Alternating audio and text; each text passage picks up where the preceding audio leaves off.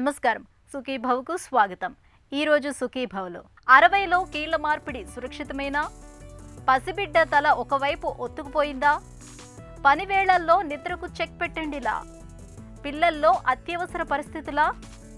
ఇంకా health tip. వయసు పైబడుతున్న కొద్దీ ఒంట్లో జవసత్వాలు క్షీణించడం, అవయవాల పనితీరు మందగించడం సహజమే. 60 ఏళ్లు వచ్చేసరికల్లా శారీరకంగా, మానసికంగా అనేక మార్పులు కనిపిస్తూ ఉంటాయి. వీటితో పాటే కొన్ని రకాల ఆరోగ్య సమస్యలు కూడా తలెత్తుతూ ఉంటాయి. వీటిలో కొన్నింటికి ఆపరేషన్లు కూడా అవసరం పడుతూ ఉంటాయి. ముఖ్యంగా వేధించే మోకాళ్ల నొప్పులకు కీలు మార్పిడి సర్జరీ చేయాల్సి ఉంటుంది. అయితే వృద్ధాప్యంలో సర్జరీలు చేయటం అనేది నిజానికి కత్తి మీద సాము లాంటిదే అంటారు డాక్టర్లు. వయసు మళ్లిన వాళ్లల్లో కీలు మార్పిడి సర్జరీల విషయంలో కష్టనష్టాల గురించి ఇప్పుడు తెలుసుకుందాం. బాల్యం, కౌమారం, యవ్వనం, మలి వయస్సు, వృద్ధాప్యం ఇది మన జీవితపు దశల క్రమం. బాల్యం, కౌమారం, యవ్వనం అనేవి జీవితంలో ఉరకలు వేసే దశలనే చెప్పాలి. ఈ 3 దశల్లో శరీరంలోని ప్రతి కణం కూడా జీవంతో తొణికిసలాడుతూ ఉంటాయి. ఈ దశల్లో నశించిపోయే కణాల కంటే కూడా పుట్టుకొచ్చే కొత్త కణాల సంఖ్యే ఎక్కువగా ఉంటుంది. అందుకే ఈ దశల్లో ఏదైనా జబ్బులొచ్చినా తట్టుకుని నయం చేసుకునే సామర్థ్యం శరీరానికి ఎక్కువగా ఉంటుంది. అదే మలి వయసు, వృద్ధాప్యానికి వచ్చేసరికి పుట్టుకొచ్చే కొత్త కణాల కంటే కూడా నశించిపోయే కణాల సంఖ్య పెరుగుతూ పోతుంది. దీంతో శరీరం తాలూకు పటుత్వం, దారుఢ్యం అన్నవి మెల్లగా తగ్గుతూ పోతాయి. మరీ ముఖ్యంగా వృద్ధాప్యంలో జబ్బుల్ని తట్టుకునే శక్తి సామర్థ్యాలు మరీ తగ్గిపోతాయి. అందుకే ఈ పెద్ద వయసులో ఏవైనా జబ్బులొచ్చినా కష్టమే. ముఖ్యంగా వయసు పైబడుతున్న కొద్దీ వృద్ధాప్యంలో కీళ్లకు సమస్యల తాకిడి బాగా పెరుగుతూ ఉంటుంది. కీళ్ల నొప్పులు, మోకాళ్ళ నొప్పులు అనేవి బాగా మొండిగా మారుతూ ఉంటాయి. కీళ్ల సమస్యలు పెరగడానికి 2 రకాల ముఖ్యమైన కారణాలు ఉంటాయి. ఒకటి ఏంటంటే ముఖ్యంగా ఇన్హెరిటెంట్గా ఉన్న కీళ్ల జబ్బులు, అంటే రుమటాయిడ్ ఆర్థరైటిస్, సోరియాటిక్ ఆర్థరైటిస్, ఇలాంటి రకరకాల కీళ్ల జబ్బుల వల్ల ఒకటి కీళ్ళు అరిగిపోతాయి. ఇవి కాకుండా మనం చేసే పనుల వల్ల, యాక్టివిటీ వల్ల, వయసు రీత్యా మన బరువు వల్ల ఆస్టియో ఆర్థరైటిస్ అంటే కీళ్ళు అరిగిపోవడం జరుగుతుంది. ముఖ్యంగా మోకాళ్ళు, మోకీళ్ళు అరిగిపోవటానికి కారణం ఎప్పుడైతే కీళ్ల మీద ఎక్కువ లోడ్ పెడతామో, అంటే దాని మీద ఎక్కువ బరువు అంటే కింద కూర్చుని లేవటం, మెట్లు ఎక్కటం దిగటం, బరువులతో మెట్లు ఎక్కటం, ఇట్లాంటి పనులు మోకాళ్ళ మీద లోడ్ ఎక్కువ పెట్టినప్పుడు మన దైనందిన జీవితంలో వీళ్ళలో ఎక్కువ అరిగిపోతాయి. మూడవది, కొంతవరకు జెనెటికల్ అలైన్మెంట్ రీత్యా కీళ్ళు, మోకాళ్ళు కూడా అలైన్మెంట్ కొంత డిఫరెన్స్ ఉండటం వల్ల కొంతమందిలో తొందరగా అరిగిపోవడానికి అవకాశం ఉంది. కీళ్ళు మార్పిడి సర్జరీ అనేది ఇక ఈ కీలు లోపల ఉన్న కార్టిలేజ్ అతనికి ఏ విధంగానూ ఉపయోగపడేలా లేదు, లేదా దీనివల్ల విపరీతమైన నొప్పి కలుగుతుంది, దీన్ని తిరిగి అక్కడ పొందుపరిచే అవకాశం లేదు అన్నప్పుడు మాత్రమే కీళ్ల మార్పిడిని సజెస్ట్ చేస్తాం. వృద్ధాప్యంలో ఒంట్లో పటుత్వం తగ్గుతుంది. అదే సమయంలో జబ్బుల తాకిడి పెరుగుతుంది. ఈ జబ్బుల్లో ఆపరేషన్లు అవసరం పడే సమస్యలు కూడా ఉంటాయి. ముఖ్యంగా మోకీళ్లు అరిగిపోవటంతో మోకాళ్లలో నొప్పులు పోటెత్తుతూ ఉంటాయి. దీంతో కాసేపు నడవటం, కూర్చుని పైకి లేవటం వంటి దైనందిన కదలికలు కష్టతరంగా మారుతుంటాయి. ఇలాంటప్పుడు సాధారణంగా డాక్టర్లు నీ రీప్లేస్మెంట్ సర్జరీని సిఫార్సు చేస్తూ ఉంటారు. అయితే ఎవరికి సర్జరీ అవసరం, ఎవరికి అవసరం లేదన్నది వారి శారీరక ఆరోగ్య స్థితిగతులను బట్టి డాక్టర్లు నిర్ణయం తీసుకుంటూ ఉంటారు. సర్జరీ చేయాలనుకున్నప్పుడు వాళ్ళకేమైనా ముందు నుండే షుగర్, బీపీ, కొలెస్ట్రాల్, గుండె జబ్బులు లాంటివి ఏమైనా ఉన్నాయా, వారికి మత్తు ఇస్తే ఏమైనా ఇబ్బందులు తలెత్తుతాయా లాంటి సమస్యల గురించి ముందస్తుగా డాక్టర్లు ఓ అంచనాకు వస్తారు. అప్పుడు మాత్రమే వృద్ధుల్లో సర్జరీ చేయాలా వద్దా అన్న దాని గురించి ఆలోచిస్తారు. 65 సంవత్సరాలు పైబడిన తర్వాత మోకాలు మార్పిడి ఇప్పుడు చాలా సేఫ్ అండి. ఎందుకంటే కీళ్ల మార్పిడిలో వచ్చిన రకరకాల డెవలప్మెంట్స్, అలాగే పెరిగిన అనుభవం, వచ్చిన ఇంప్లాంట్స్, ఇవన్నిటి వల్ల 65 సంవత్సరాల తర్వాత కీళ్ల మార్పిడి ఇప్పుడు పెద్ద ఎటువంటి సమస్య లేకుండా చక్కగా చేయొచ్చు. ఎటువంటి జాగ్రత్తలు తీసుకుంటాం? ఫస్ట్ థింగ్ వీళ్ళ యొక్క ఆపరేషన్కి తగ్గ ఫిట్నెస్.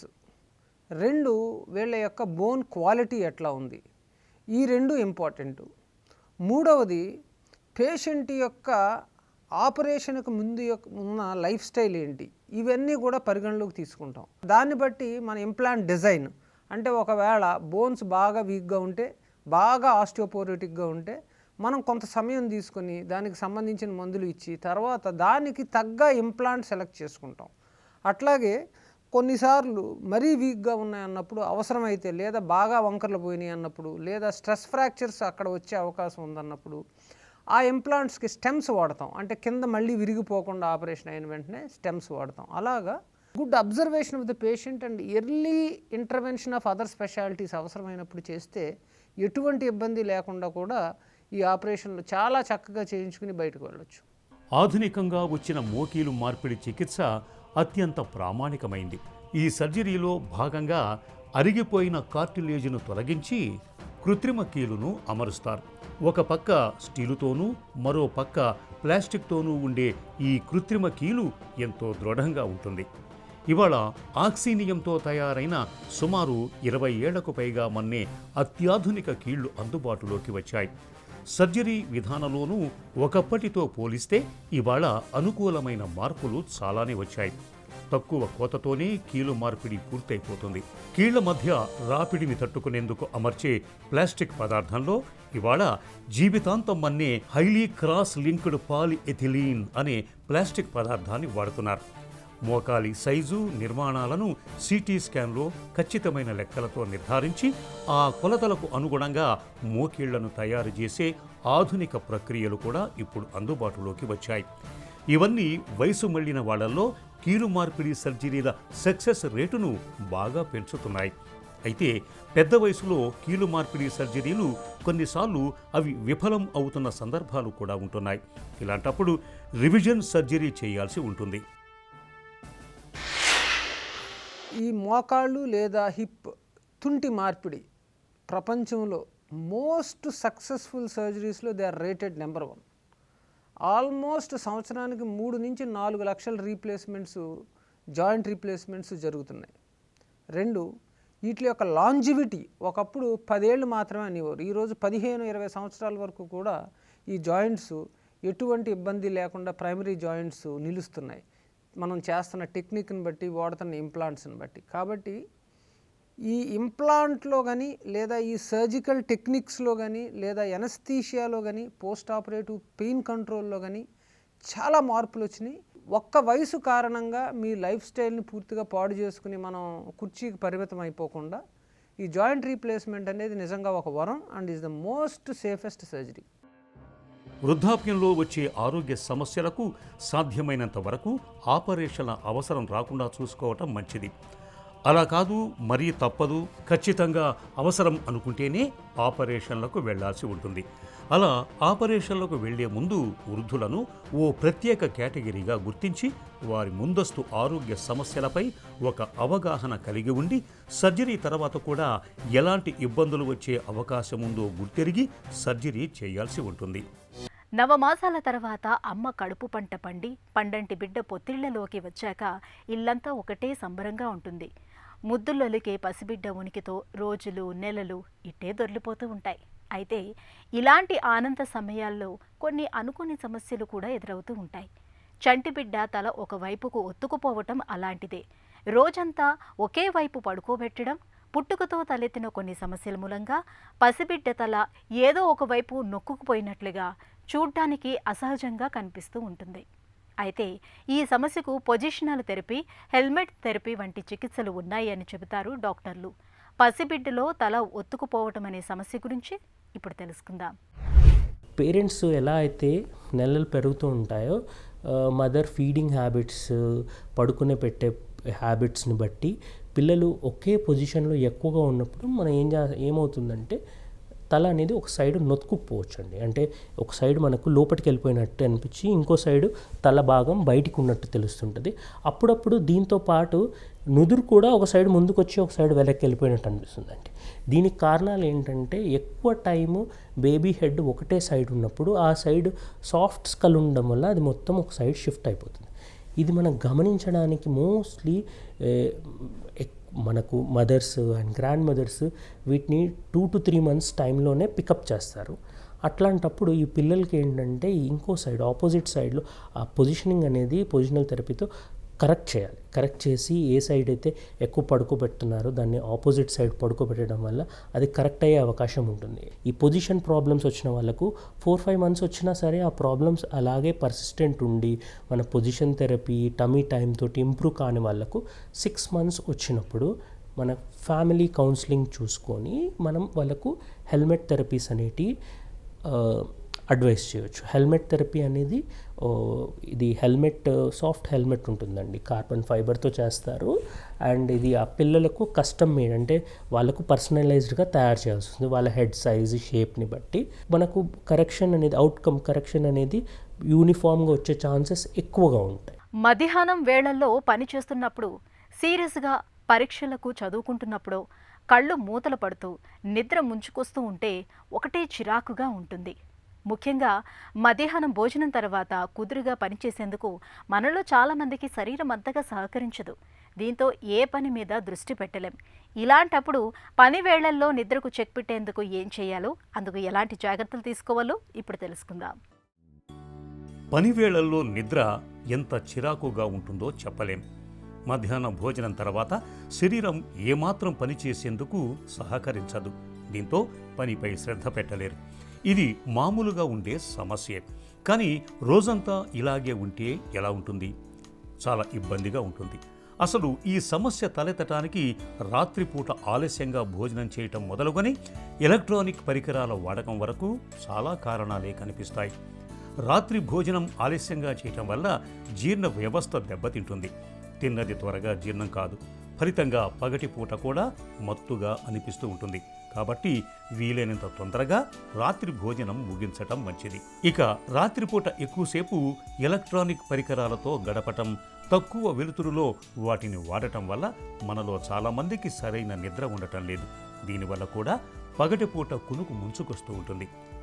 కాబట్టి రాత్రిపూట స్మార్ట్ ఫోన్లు, కంప్యూటర్లు, ల్యాప్టాప్ల వాడకాన్ని పరిమితం చేసుకోవాలి. పగటిపూట కునికిపాట్లు పడకూడదనుకుంటే రాత్రిపూట మంచి నిద్ర కావాలి. ఇందుకు చుట్టూ ఉండే పరిసరాలు కూడా బాగుండాలి. రోజు ఒకే సమయానికి నిద్రపోయేలా చూసుకోవాలి.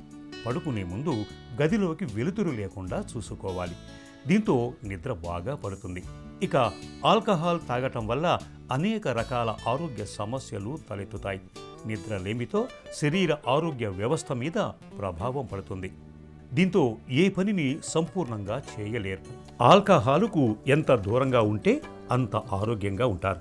మనలో కొంతమందికి రాత్రిపూట కాఫీ, టీలు తాగే అలవాటు ఉంటుంది. కాఫీ, టీలు రాత్రి సమయాల్లో వద్దు. కాఫీ, టీల్లో ఉండే కెఫిన్ నిద్రను దూరం చేస్తుంది. రాత్రి సమయంలో వీటిని తాగటం వల్ల నిద్ర రాదు. రాత్రి పడుకునే ముందు పుస్తకం చదవటం అలవాటు చేసుకోవటం మంచిది. పసుపు కలిపిన పాలను నిద్రపోయే ముందు తాగండి. దీంతో హాయిగా నిద్ర పడుతుంది. రాత్రిపూట ఖచ్చితంగా 6 నుంచి 8 గంటల సమయం వరకు నిద్రపోవాలి. దీంతో చిరాకు, అలసట, నీరసం దరిచేరవు. రోజంతా ఉత్సాహంగా ఉండగలుగుతారు. పగటిపూట కునుకుపాట్లు పడే అవస్థలు తప్పుతాయి. పసిబిడ్డ అంటే ఇంట్లో అందరికీ పంచప్రాణాలే. ఆ చిన్నారులు నవ్వుతూ తుళ్ళుతూ ఇల్లంతా సందడి చేస్తూ ఉంటే ఆ సంతోషానికి అవధులు ఉండవు.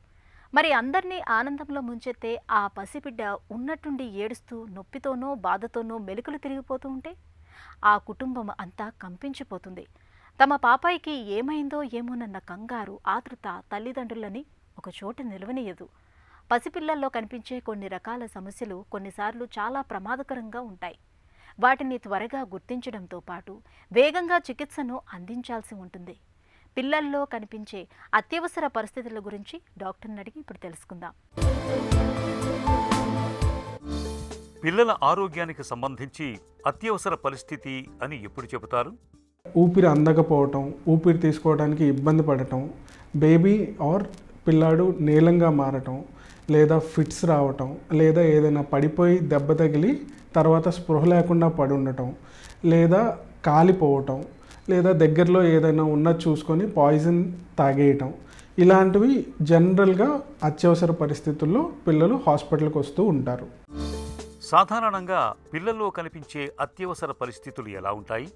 డాక్టర్ గారు వాటర్ అనుకొని పెయింట్ థిన్నర్ తాగేశాడు, వాటర్ అనుకొని కిరోసిన్ తాగేశాడు. సో ఇలా పాయిజనింగ్స్ యూజువల్గా emergencies different kinds of poisons ఉంటాయి.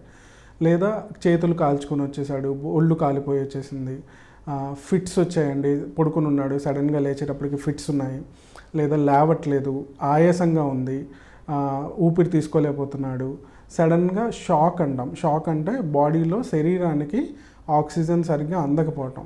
సో అది దేనివల్ల, గుండె ప్రాబ్లం వల్ల అవ్వచ్చు, ఊపిరితిత్తుల ప్రాబ్లం వల్ల అవ్వచ్చు. సో అలాంటి షాక్ స్టేట్. లేదా పిల్లల్లో గుండె జబ్బు ఉన్న వాళ్ళల్లో గుండె కొట్టుకునే విధానం మారిపోతుంది, దాన్నే ఎరిథమియాస్ అంటాము. సో అలా ఎరిథమియాస్. లేదా ఇంకొంతమంది పిల్లలు నోట్లో ఏదో పెట్టేసుకున్నాడు, శ్వాసకోశంలో ఏదైనా తినేటప్పుడు ఇరుక్కుపోయింది, ఆయాస పడుతున్నాడు, నీలంగా మారిపోతున్నాడని, దాన్నే చోకింగ్ అంటాం. లేదా ఫారెన్ బాడీ ఆస్పిరేషన్ అంటాం. సో ఇలాంటివి యూజువల్గా మనకి పిల్లల్లో ఎమర్జెన్సీస్ కింద ప్రజెంట్ అవుతూ ఉంటారు. శ్వాస వ్యవస్థలో తలెత్తే అత్యవసర పరిస్థితులకు చికిత్స ఎలా ఉంటుంది? ఊపిరి తీసుకోవడానికి ఎగశ్వాస అంటాం. అంటే ఊపిరి తీసుకునేదానికన్నా, సాధారణంగా ఊపిరి తీసుకునే రేట్ కన్నా కొంచెం ఎక్కువసార్లు ఊపిరి తీసుకుంటూ ఉంటారు. డొక్కలు ఎగరేయటం అంటాం. డొక్కలు ఎగరేయటం అంటే కొంచెం మనకి ఊపిరి తీసుకోవడానికి కష్టపడుతున్నారు అని అర్థం. దాంతోపాటు పిల్లి కూతలు అధికంగా వినిపించటం, ఇంకా బేబీ ఎక్కువ ఆక్సిజన్ లెవెల్ సరిగ్గా అందక ఎక్కువగా పడుకోవడానికి ప్రిఫరెన్స్ ఇవ్వటం, ఇవన్నీ రెస్పిరేటరీ ఎమర్జెన్సీస్ కింద మనకు కనపడుతూ ఉంటాయి. ఇది అనేక రకమైన జబ్బుల్లాగా వస్తూ ఉంటుంది. పిల్లల్లో ముఖ్యంగా ఆస్తమా జబ్బులో లేదా బ్రాంకియలైటిస్ అంటాం. బ్రాంకియలైటిస్ అంటే శ్వాసకోశానికి వచ్చే ఇన్ఫెక్షన్. సో బ్రాంకియలైటిస్లో లేదా క్రూప్ అంటాం. పిల్లల్లో ఎక్కువగా క్రూప్, 2 ఏళ్ల లోపు పిల్లలకి క్రూప్ అన్న జబ్బు కూడా ఎక్కువగా కనిపిస్తూ ఉంటుంది. ఇవే కాకుండా ఇంకా న్యూమోనియా అంటే ఊపిరితిత్తులకి పట్టే ఇన్ఫెక్షన్, దాంట్లోనూ వీటన్నిటిలోనూ కామన్గా మనం రెస్పిరేటరీ ఎమర్జెన్సీస్ నేను చెప్పిన లక్షణాలతో ఎమర్జెన్సీ రూమ్కి పిల్లలు ఎక్కువ ప్రెజెంట్ అవుతూ ఉంటారు. నాడీ వ్యవస్థలో తలెత్తే సమస్యలకు అత్యవసర చికిత్సలు ఎలా ఉంటాయి? పిల్లల్లో చాలా కామన్గా మనకి ఫిట్స్తో ఎక్కువ ప్రెజెంట్ అవుతూ ఉంటారు.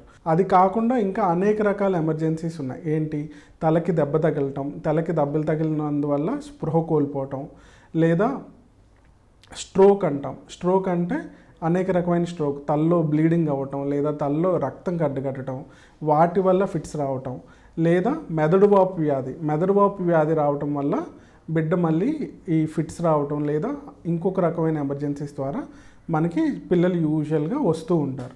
సో ఇవి ఎలాగా పిల్లలు ఎమర్జెన్సీ రూమ్కి వస్తారంటే, తలనొప్పి, లేదా పిచ్చి పిచ్చిగా ప్రవర్తిస్తున్నాడు, జ్వరం ఆగట్లేదు, వాంతులు వస్తున్నాయి, విపరీతమైన తలనొప్పి వస్తుంది. కొంచెం పెద్ద పిల్లలు అయితే తలనొప్పి కూడా చెప్పగలరు.